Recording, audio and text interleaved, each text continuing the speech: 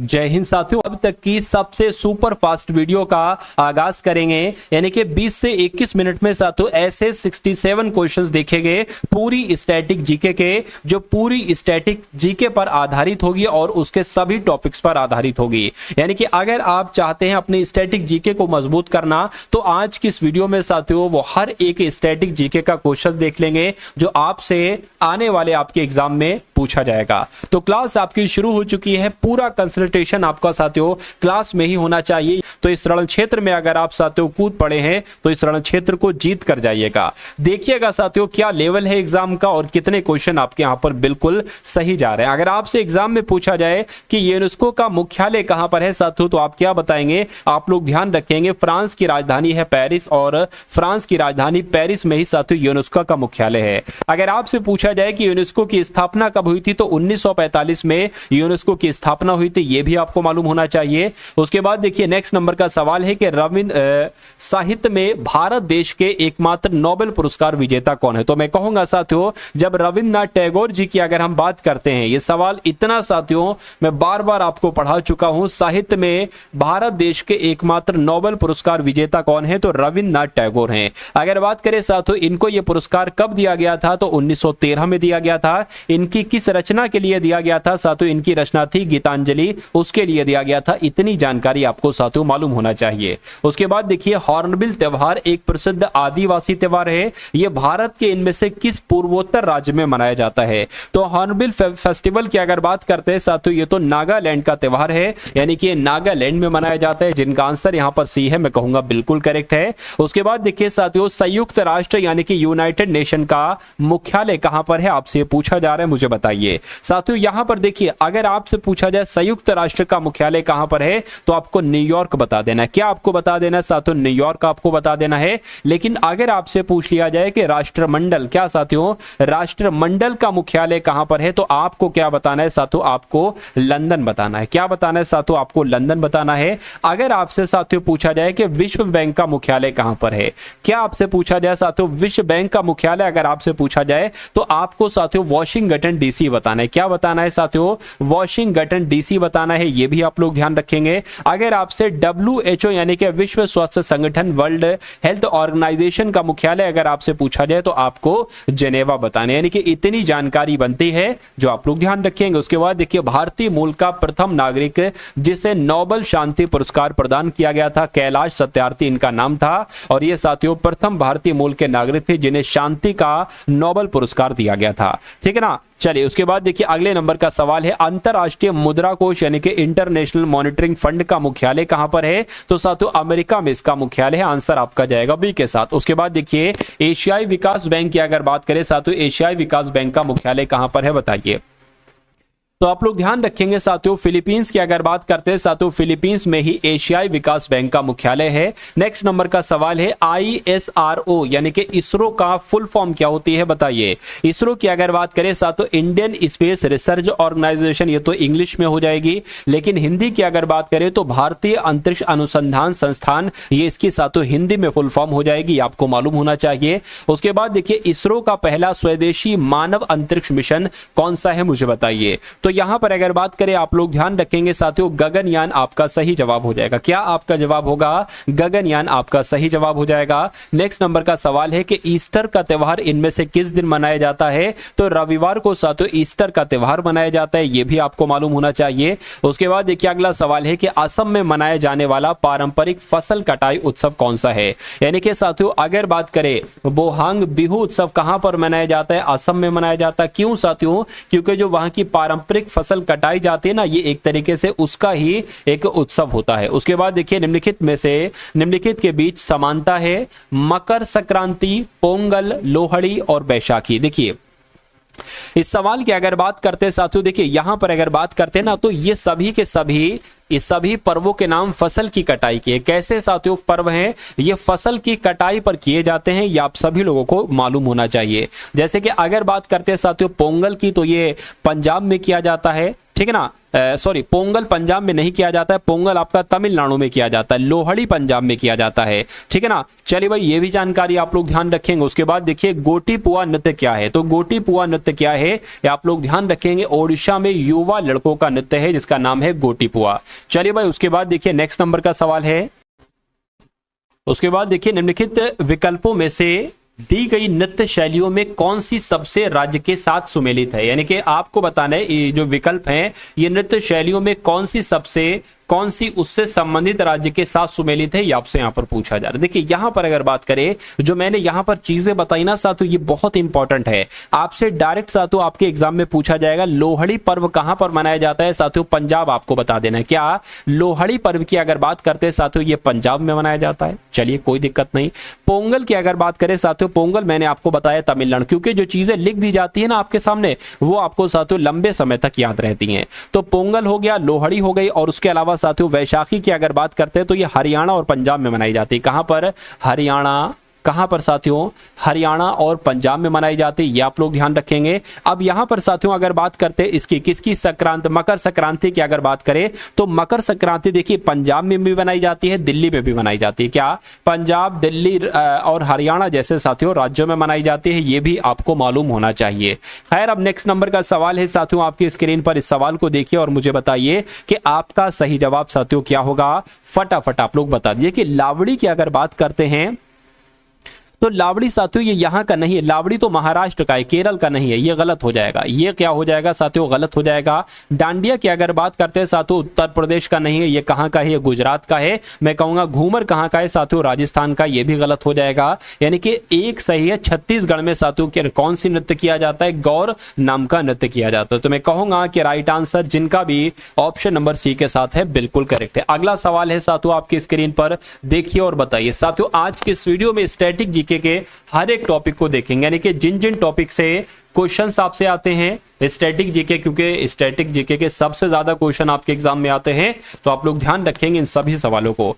धालो एक लोकप्रिय धार्मिक लोक नृत्य है, तो ये कहां का है? तो ये कहां का है साथियों? ये गोवा का है, ये आप लोग यहां पर ध्यान रखेंगे। अरुणाचल प्रदेश का साथियों अगर बात करते हैं ना, अरुणाचल प्रदेश का साथियों छालो है, ठीक है। धालो है गोवा का और अरुणाचल प्रदेश का साथियों क्या है? छालो है। और मणिपुर की अगर बात करते हैं साथियों, नूपा नृत्य है। नूपा नृत्य कहाँ का है? मणिपुर का। और गौर मारिया नृत्य कहाँ का है साथियों? क्या गौर मारिया नृत्य कहाँ का है साथियों? छत्तीसगढ़ का है, ये भी आपको मालूम होना चाहिए। इनमें से कौन प्रसिद्ध संतूर वादक हैं? तो अगर बात करते हैं पंडित शिव कुमार शर्मा जी की, तो ये साथियों संतूर वादक हैं। उसके बाद देखिए भारत का पहला पोशाक संग्रहालय किस राज्य में स्थित है? तो ये किस राज्य में स्थित है साथियों? ये तो गोवा में स्थित है। भारत का पहला पोशाक संग्रहालय कहां पर स्थित है साथियों? गोवा में स्थित है, जिनका आंसर यहां पर ऑप्शन नंबर ए है। मैं कहूंगा बिल्कुल करेक्ट भाई, बहुत बढ़िया, वेरी गुड क्लास। बात करें इस सवाल को तो हमने देखा नहीं कि गुजरात की पारंपरिक बुनाई को, ठीक है ना, किसके रूप में जाना जाता है? तो पटोला के रूप में जाना जाता है, ये आप सभी लोगों को याद रखना है। उसके बाद देखिए इनमें से किस चित्रकला का नाम बिहार के एक जिले के नाम पर रखा गया है? तो किसका नाम रखा गया है? मधुबनी का नाम रखा गया है साथियों। मधुबनी चित्रकला का नाम बिहार के एक जिले के नाम पर रखा गया है। उसके बाद देखिए क्रिकेट माई स्टाइल पुस्तक किसने लिखी है? तो ये साथियों कपिल देव ने लिखी है। किसने लिखी है? ये कपिल देव ने लिखी है। क्रिकेट माई स्टाइल इस पुस्तक का नाम है, कपिल देव के द्वारा लिखी गई है। नेक्स्ट नंबर का सवाल है साथियों, Jinnah often came to our house पुस्तक के लेखक कौन है? तो इस पुस्तक के लेखक साथियों किरण जोशी हैं। इस पुस्तक के लेखक कौन है साथियों? इस पुस्तक के लेखक किरण जोशी हैं, ये आप सभी लोग यहां पर याद रखेंगे। उसके बाद देखिए अगला सवाल है कि निम्नलिखित में से द विंग्स ऑफ फायर ये किसकी पुस्तक है? साथियों अगर आपने इस वीडियो को अगर अभी तक लाइक नहीं है तो तुरंत साथियों लाइक कर दीजिए, और चैनल पर अगर आप लोग नए हैं और चैनल को आपने अभी तक सब्सक्राइब नहीं किया है तो दोनों काम कर दीजिए, क्योंकि ईमानदारी से अगर आप सबसे पहले ये दो काम करेंगे तो साथियों पढ़ने में भी आपको अच्छा लगेगा और मेरी मेहनत भी साथियों आधा हो जाएगी। उसके बाद देखिए अगला सवाल है कि विंग्स ऑफ फायर की बात चल रही है, तो जब भी विंग्स ऑफ फायर का नाम आएगा डॉक्टर एपीजे अब्दुल कलाम का नाम सबसे पहले आएगा, क्योंकि ये the wings of fire APJ Abdul Kalam की कृति है। उसके बाद देखिए पहला विश्व पर्यावरण दिवस साथियों किस वर्ष मनाया गया? तो 1974 में मनाया गया। ये सवाल आपसे कई बार पूछा जा चुका है। क्या साथियों? ये सवाल आपसे कई बार पूछा जा चुका है। उसके बाद देखिए विश्व ओजोन दिवस साथियों कब मनाया जाता है? बताइए। तो विश्व ओजोन दिवस साथियों 16 सितंबर को मनाया जाता है। कब मनाया जाता है साथियों? 16 सितंबर को मनाया जाता है। आंसर आपका सी के साथ जाएगा। उसके बाद देखिए किस प्रसिद्ध व्यक्तित्व के जन्मदिन पर भारत में राष्ट्रीय गणित दिवस मनाया जाता है? तो आपको मालूम होना चाहिए श्रीनिवास रामानुजन इनका नाम है और इन्हीं के जन्मदिन पर भारत में राष्ट्रीय गणित दिवस मनाया जाता है, ये आपको मालूम होना चाहिए भाई। बहुत बढ़िया, वेरी गुड क्लास। उसके बाद देखिए भारत में राष्ट्रीय नौसेना दिवस कब मनाया जाता है? तो ये 4 दिसंबर को मनाया जाता है। कब मनाया जाता है भारत में राष्ट्रीय नौसेना दिवस साथियों? 4 दिसंबर को मनाया जाता है। उसके बाद देखिए अंतरराष्ट्रीय सांकेतिक भाषा दिवस ये कब मनाया जाता है? तो ये साथियों कब मनाया जाता है? ये 23 सितंबर को मनाया जाता है, ये आप सभी लोगों को मालूम होना चाहिए, ठीक है ना। चलिए उसके बाद देखिए अगला सवाल है कि अल्फ्रेड नोबेल पुरस्कार की स्थापना करने वाले अल्फ्रेड नोबेल ने किस चीज का आविष्कार किया था? तो ये आपको मालूम होना चाहिए, उन्होंने डायनामाइट का आविष्कार किया था। किसका आविष्कार किया था? डायनामाइट का आविष्कार किया था। नेक्स्ट नंबर का सवाल है आपकी स्क्रीन पर कि भारतीय मूल के प्रथम नागरिक जिसे नोबेल शांति पुरस्कार प्रदान किया गया, तो यहां पर अगर बात करें साथियों, आप लोग भी ध्यान रखेंगे, उनका नाम कैलाश सत्यार्थी था। क्या? देखिए प्रथम नागरिक भारतीय मूल के जिनको नोबेल का शांति पुरस्कार दिया गया, तो कैलाश सत्यार्थी का नाम आप लोग ध्यान रखेंगे। उसके बाद देखिए भौतिकी और रसायन विज्ञान में 2 बार नोबेल पुरस्कार प्राप्त करने वाली एकमात्र महिला कौन थी? तो मैडम क्यूरी थी, ये भी आपको मालूम होना चाहिए। उसके बाद देखिए भारत में भौतिक विज्ञान के लिए प्रथम नोबेल पुरस्कार किसने प्राप्त किया? देखिए जहां जहां से आपके एग्जाम में सवाल पूछा जाते हैं और हर बार साथियों ऐसा नहीं कि इक्का दुक्का, हर बार यहां से सवाल आपसे एग्जामिनर पूछता ही पूछता है। तो आज की इस वीडियो में साथियों लगभग 67 क्वेश्चंस के माध्यम से मैं उन सभी टॉपिक को कंप्लीट करूंगा। तो साथियों आप वीडियो में बने रहिएगा एंड तक, क्योंकि अधूरा ज्ञान साथियों खतरनाक होता है। देखिए भारत में भौतिक विज्ञान के लिए पहला नोबेल पुरस्कार डॉक्टर सीवी रमन को मिला। किसको मिला? डॉक्टर सीवी रमन को मिला। उसके बाद देखिए निम्नलिखित में से कौन सा सबसे कम आयु का नोबेल विजेता है? तो सबसे कम उम्र में किसको नोबेल विजेता एक तरीके से सम्मानित किया गया था नोबेल पुरस्कार से? तो मलाला यूसुफजई को किया गया था, ये आप लोग ध्यान रखेंगे। उसके बाद देखिए अगला सवाल है कि निम्नलिखित में से किस प्रधानमंत्री को भारत रत्न पुरस्कार दिया गया? तो भारत रत्न पुरस्कार किस प्रधानमंत्री को दिया गया था? मोरारजी देसाई को दिया गया था, ये आप सभी लोग यहां पर याद रखेंगे। उसके बाद देखिए भारत सरकार के द्वारा प्रस्तुत किया जाने वाला सर्वोच्च नागरिक पुरस्कार कौन सा है? तो कौन सा है साथियों? भारत रत्न है, ये भी आप लोग ध्यान रखेंगे। ये भी क्वेश्चन साथियों बहुत आपके लिए इंपॉर्टेंट है। चलिए भारत के किस पूर्व प्रधानमंत्री को मरणोपरांत भारत रत्न से सम्मानित किया गया? तो मैं कहूंगा राजीव गांधी आपके सवाल का बिल्कुल सही जवाब हो जाता है। उसके बाद देखिए नेक्स्ट नंबर का सवाल है साथियों आपकी स्क्रीन पर कि यहाँ पर भारत सरकार ने 2 नागरिक पुरस्कार भारत रत्न और पद्म विभूषण किस वर्ष से देना प्रारंभ किया? तो साथियों किस वर्ष से देना प्रारंभ किया? 1954 से देना प्रारंभ किया, ये आप सभी लोग याद रखेंगे। आंसर आपका ए के साथ जाएगा। उसके बाद देखिए पत्रकारिता में उत्कृष्ट प्रदर्शन के लिए निम्नलिखित में से कौन सा पुरस्कार दिया जाता है? तो मैं कहूंगा कौन सा साथियों पुरस्कार दिया जाता है? रामनाथ गोयंका पुरस्कार दिया जाता है, ये आपको मालूम होना चाहिए क्योंकि ये सवाल साथियों आपके एग्जाम में पूछा जाता है। चलिए भाई उसके बाद देखिए अगला सवाल है कि संगीत के क्षेत्र में पुलित्जर पुरस्कार जीतने वाले पहले रैपर कौन थे? तो इनका नाम क्या था साथियों? इनका नाम था केंड्रिक लैमर और ये संगीत के क्षेत्र में पुलित्जर पुरस्कार साथियों जीते थे। उसके बाद देखिए अगला सवाल है कि भारत का सर्वोच्च साहित्यिक पुरस्कार कौन सा है? तो भारत का सर्वोच्च साहित्यिक पुरस्कार ज्ञानपीठ पुरस्कार है। क्या? यानी कि ज्ञानपीठ पुरस्कार ही भारत का सर्वोच्च साहित्यिक पुरस्कार है। उसके बाद देखते हैं नेक्स्ट नंबर का सवाल है आपकी स्क्रीन पर है,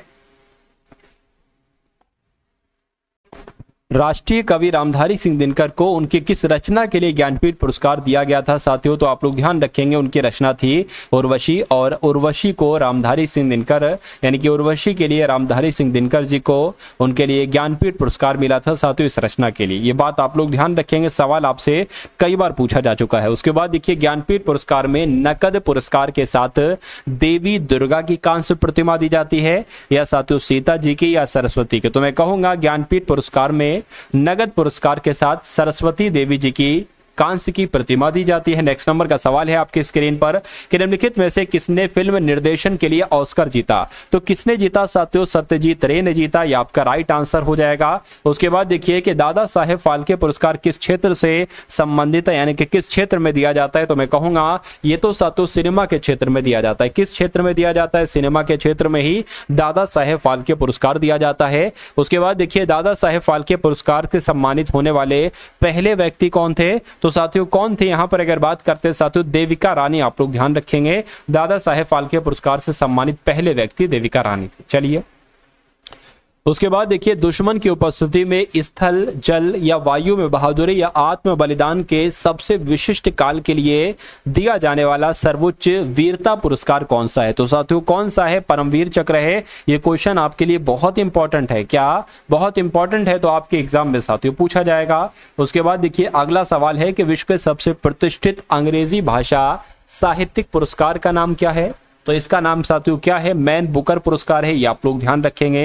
यानी कि विश्व के सबसे प्रतिष्ठित अंग्रेजी भाषा साहित्यिक पुरस्कार का नाम क्या है साथियों? तो मैन बुकर पुरस्कार है। ये आपको ध्यान रखना है। अगला सवाल है कि बुकर पुरस्कार जीतने वाली, साथियों आप देख रहे होंगे कि टॉपिक वाइज टॉपिक हम लोग चल रहे हैं, यानी कि जहां से जिन जिन टॉपिक से आपसे सवाल पूछे जाते हैं, जो स्टैटिक जीके के टॉपिक हैं, उन सभी टॉपिक को आप लोग देख रहे हैं। जो सबसे टॉप लेवल के क्वेश्चन है उन सभी क्वेश्चन को साथियों करवाया जा रहा है आज की इस वीडियो में। तो अगर आपको वीडियो पसंद आ रही है तो वीडियो को लाइक क्यों नहीं कर रहा हूं?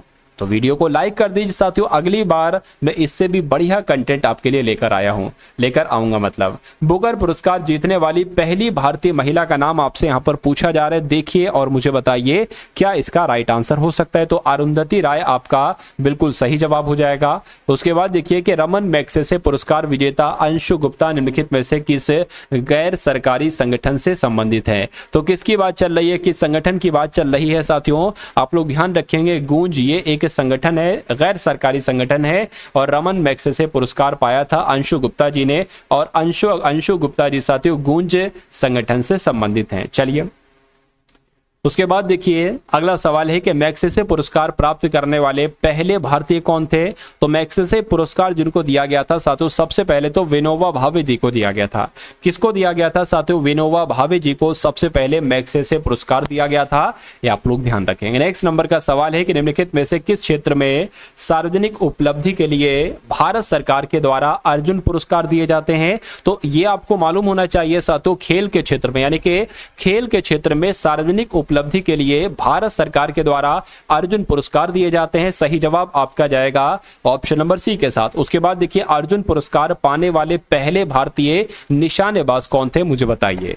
चलिए तो यहां पर अगर बात करते हैं साथियों महाराजा करणी सिंह की, किसकी बात करते हैं? महाराजा करणी सिंह की अगर बात करें तो ये अर्जुन पुरस्कार पाने वाले पहले भारतीय निशानेबाज थे। ये आप लोग ध्यान रखेंगे। उसके बाद देखिए अगला सवाल है आपकी स्क्रीन पर। देखिए मुझे जो क्वेश्चन साथियों मिले हैं वो 67 ही टॉप लेवल के क्वेश्चन मिले हैं। अगर मैं और खंगालता चीजों को तो मुझे कुछ और क्वेश्चन साथियों मिल जाते, 10-20 एक्स्ट्रा क्वेश्चन और मिल जाते, लेकिन कोई दिक्कत नहीं है साथियों। जितना मैंने समय दिया उसमें मुझे सबसे टॉप लेवल के जो 67 क्वेश्चन मिले वो मैं साथियों आपको करवा रहा हूं। तो अगर आप साथियों वाकई में इस बार सिलेक्शन लेना चाहते हैं, क्योंकि ये समझ लीजिए तैयारी में आपकी साथ तो इतनी स्ट्रांग तैयारी में आपकी करवा दूंगा कि सिलेक्शन आपका निश्चित तौर पर 100% साथियों तय हो जाएगा। तो आप अगर चाहते हैं कि इस बार अपनी भर्ती में, इस बार अपनी वैकेंसी में एक सिलेक्शन लेना है, तो साथियों चैनल पर अगर आप लोग नए हैं तो तुरंत साथियों सब्सक्राइब कीजिएगा, बेल आइकन पर क्लिक कीजिएगा। उसके अलावा साथियों ग्रुप्स हैं, वहां पर आपको इंपॉर्टेंट पीडीएफ भी दी जाती रहेंगी, और अगर बात करें साथियों वहां पर आपको जो इंफॉर्मेशन है ना वो भी आपको दी जाती रहेगी। तो साथियों उससे भी एक बार टच में रहिए, और वहां पर आपको क्लासेस की लिंक भी दी जाती रहेगी। चलिए इस सवाल की अगर बात करें हम लोग कि कौन सा पुरस्कार भारत सरकार के खेल मंत्रालय के द्वारा 1961 में स्थापित किया गया था, तो अर्जुन पुरस्कार की बात चल रही है। यानी कि अर्जुन पुरस्कार ही भारत सरकार के खेल मंत्रालय के द्वारा 1961 में स्थापित किया गया था। अगला सवाल है आपकी स्क्रीन पर कि अर्जुन पुरस्कार किस क्षेत्र में विशिष्ट योगदान के लिए दिया जाता है? तो आप लोग ध्यान रखेंगे तो खेल के क्षेत्र में दिया जाता है, मैं आपको बता चुका हूं। उसके बाद देखिए प्रतिष्ठित द्रोणाचार्य पुरस्कार का प्रारंभ भारत सरकार के द्वारा किस वर्ष किया गया? तो आप लोग ध्यान रखेंगे साथियों 1985 में यह द्रोणाचार्य पुरस्कार की साथियों शुरुआत हुई थी। राइट आंसर जिनका भी ऑप्शन नंबर सी है, तो मैं कहूंगा कि आंसर आपका बिल्कुल करेक्ट है। चलिए भाई उसके बाद देखिए कौन सी राज्य सरकार बसवा पुरस्कार प्रदान करती है? तो मैं कहूंगा जो कर्नाटक सरकार है ना, कर्नाटक सरकार साथियों ये कौन सा पुरस्कार देती है? ये बसवा पुरस्कार देती है। ये आप सभी लोग याद रखेंगे। पद्मश्री से सम्मानित किए जाने वाले पहले हॉकी के खिलाड़ी कौन थे? तो इनका नाम था बलबीर सिंह सीनियर, और बलबीर सिंह सीनियर ही साथियों पद्मश्री पुरस्कार से सम्मानित पहले हॉकी के खिलाड़ी थे? ये क्वेश्चन बहुत टॉप लेवल का है, आने की पूरी संभावना है। उसके बाद देखिए साहित्य अकादमी मुख्य रूप से इसे प्रोत्साहन देने के लिए समर्पित है। मैं कहूंगा साथियों साहित्य अकादमी ये साथियों मुख्य रूप से साहित्य को प्रोत्साहन देने के लिए जानी जाती है, इसके लिए समर्पित है। उसके बाद देखिए वह पुरस्कार कौन सा है जो श्रमिकों को उनके विशिष्ट प्रदर्शन, नवाचार क्षमता, उत्पादकता और प्रदर्शन के क्षेत्र में असाधारण साहस और मानसिक तत्परता में उत्कृष्ट योगदान के लिए जाना जाता है? तो किसकी बात चल रही है? मैं कहूंगा श्रम पुरस्कार की बात चल रही है और ये आपका बिल्कुल सही जवाब हो जाएगा। अगला सवाल है कि भारतीय खिलाड़ी के द्वारा खेल के क्षेत्र में भारतीय खिलाड़ी के द्वारा खेल के क्षेत्र में यानी कि कौन से खेल के क्षेत्र में उनके आजीवन योगदान के लिए निम्नलिखित में से किस पुरस्कार से उन्हें सम्मानित किया गया है? तो मैं कहूंगा साथियों भारतीय जो खिलाड़ी होते हैं ना, ठीक है ना, भारतीय खिलाड़ियों के द्वारा खेल क्षेत्र में उनके आजीवन योगदान के लिए निम्नलिखित में से किस पुरस्कार से सम्मानित किया जाता है? तो साथियों ध्यानचंद पुरस्कार, ये आपका बिल्कुल सही जवाब हो जाएगा। ठीक है ना, चलिए, क्योंकि ध्यानचंद पुरस्कार की अगर बात करते हैं तो ये भारत का सर्वोत्तम खेल पुरस्कार इसको कहा जाता है। ठीक है, अगला सवाल है कि जो प्रतिष्ठित ग्रैमी पुरस्कार है निम्नलिखित में से किस क्षेत्र में उत्कृष्टता हेतु प्रदान किया जाता है? तो संगीत का क्षेत्र में कहूंगा बिल्कुल साथियों ग्रैमी पुरस्कार संगीत के क्षेत्र में उत्कृष्टता हेतु साथियों प्रदान किया जाता है, आप लोग ध्यान रखेंगे। उसके बाद देखिए साहित्य के क्षेत्र में उत्कृष्टता के लिए निम्नलिखित में से कौन सा पुरस्कार दिया जाता है? तो आप लोग ध्यान रखेंगे। इस सवाल का जवाब आपका किस ऑप्शन के साथ जाएगा बताइए? देखिए आप लोग ध्यान रखेंगे साहित्य के क्षेत्र में उत्कृष्टता के लिए निम्नलिखित में से कौन सा पुरस्कार दिया जाता है? तो आपको मालूम होना चाहिए नवलेखन पुरस्कार दिया जाता है, ये आपका बिल्कुल सही जवाब हो जाएगा। उसके बाद देखिए भारत सरकार के द्वारा साहित्य अकादमी पुरस्कार निम्नलिखित में से किस क्षेत्र में उत्कृष्ट प्रदर्शन के लिए एक तरीके से प्रदान किया जाता है? तो मैं कहूंगा साहित्य के क्षेत्र के लिए एक तरीके से प्रदान किया जाता है, साहित्य के क्षेत्र में। अगला सवाल है कि मानव अधिकारों की सार्वभौम घोषणा की मसौदा समिति के अध्यक्ष साथियों कौन थे? तो इनका नाम था एलेनोर रूजवेल्ट और यही मानव अधिकारों की सार्वभौम घोषणा की मसौदा समिति के अध्यक्ष थे, इसलिए राइट आंसर आपका जाएगा ऑप्शन नंबर सी के साथ। नेक्स्ट नंबर का सवाल है कि इंटरनेशनल कोर्ट ऑफ जस्टिस का हेडक्वार्टर कहां पर है? तो इसका हेडक्वार्टर साथियों द हेग में है। कहां पर है? द हेग में है। उसके बाद देखिए संयुक्त राष्ट्र यानी कि यूनाइटेड नेशन ऑर्गेनाइजेशन के पहले महासचिव कौन थे? तो इनका नाम था साथियों त्रिवेली। त्रिवेली भी कहीं कहीं पर लिखा होता है, त्रिवेली भी कहीं कहीं पर लिखा होता है। उसके बाद देखिए आज की इस वीडियो का अंतिम क्वेश्चन आपकी स्क्रीन पर है कि यूनिसेफ का मुख्यालय साथियों कहां पर है? मुझे बताइए। तो यूनिसेफ का मुख्यालय साथियों कहां पर है? अमेरिका के न्यूयॉर्क में है, इसलिए राइट आंसर जिनका भी ऑप्शन नंबर डी के साथ है मैं कहूंगा कि आपका आंसर यहां पर बिल्कुल करेक्ट हो जाता है भाई। बहुत बढ़िया, वेरी गुड क्लास। तो